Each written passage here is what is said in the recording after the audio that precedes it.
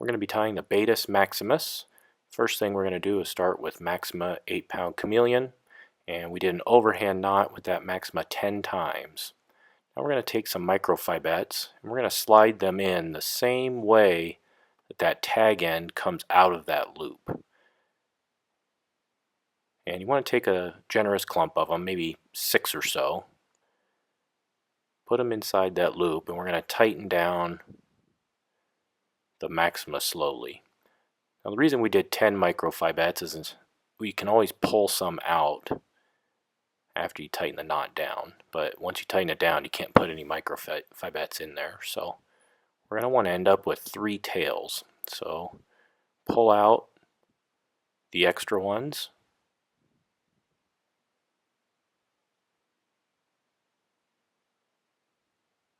You can use a pair of hackle pliers if your fingers don't do the trick. It's pretty easy to pull them out, they just slide right out.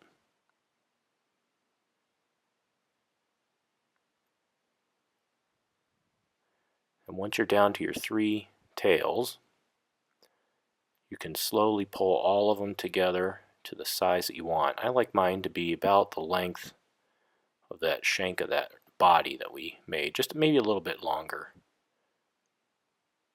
Then you can trim out the tag ends. So there I trimmed out the tag ends of the microfibettes and also the tag end of one part of the Maxima, basically where the tails are. Now we're ready to put it onto the hook. I'm using a Daiichi 1120 22, so we're going to tie this thing tiny. That's the beauty of this extended body technique, is you can tie them really small. Start off with some Veevus 12-aught black thread. Then we take our extended body that we made.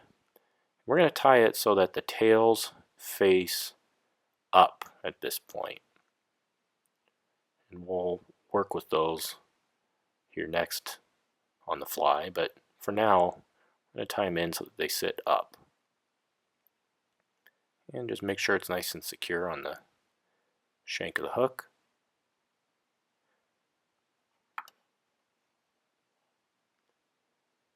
And you can kind of manipulate those tails at this point. Once we build the resin on the body, we'll lock them in place.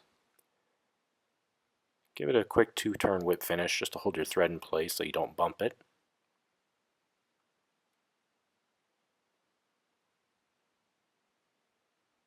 Now we're ready for the body coating, and you can just use some thin Loon UV fly finish. Doesn't need much. All we're going to do is just literally coat that body. You don't want to add any excess, just enough to coat it.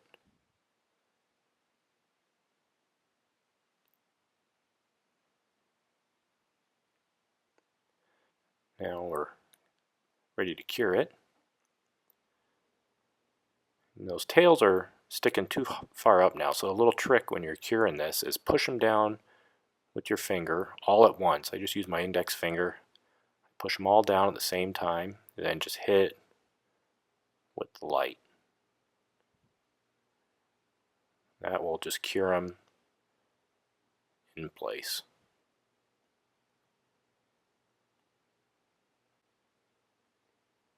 Now we're ready to tie in the next material, and for this we're just going to use some brown Z-Lon, and we're going to tie this in backwards. So normally you tie it in and it faces rearward on the fly. We're going to tie this in so it faces forward on the fly. We're doing this at this point because it's a lot easier to manage this Z-Lon if you tie it in before you have all your other materials and things tied in. So I'm going to tie this in. I just do a couple loose wraps. I pull it all forward, nice and careful, and you can clean everything up as you wrap back.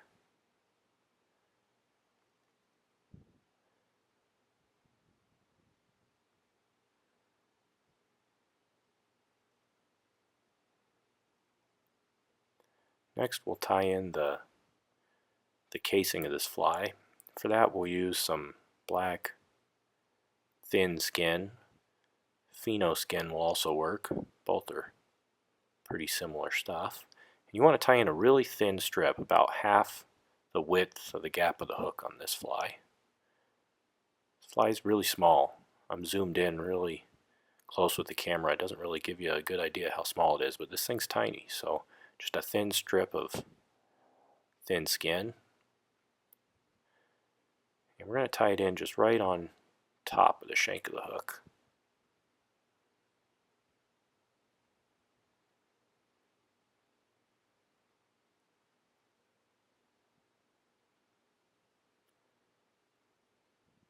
Then we're ready to build the thorax, and for that we're just going to use some blue and olive colored superfine dubbing, and it just takes a little bit, just enough to coat the thread.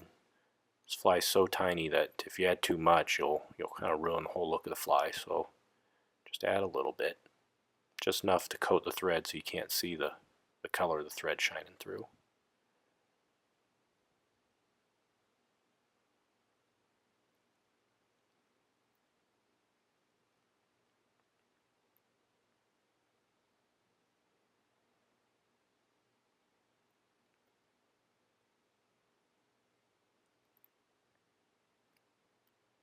If you get to the end and you have some excess dubbing, just make sure to pull it off. Don't try to wrap it all on there. Just pull it off with your finger and then jump your thread all the way to the head. And then we can pull that thin skin over the top, lay down a couple of careful wraps.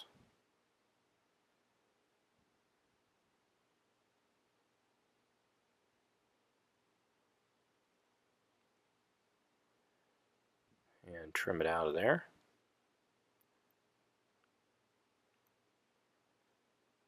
I didn't quite trim it as close as I wanted to on this fly, so when you're doing it at home, try to trim it a little closer than that. I just mistrimmed there and just couldn't quite get all of it, but we'll make it work. We'll finish the fly here. Next step is to split that Z-Lon chunk there into 2 equal parts.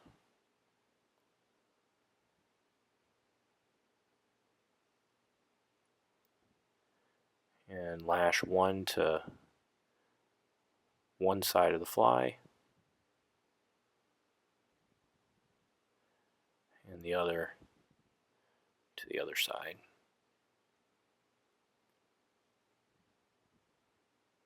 You can use your whip finish to kind of clean everything up on the head too.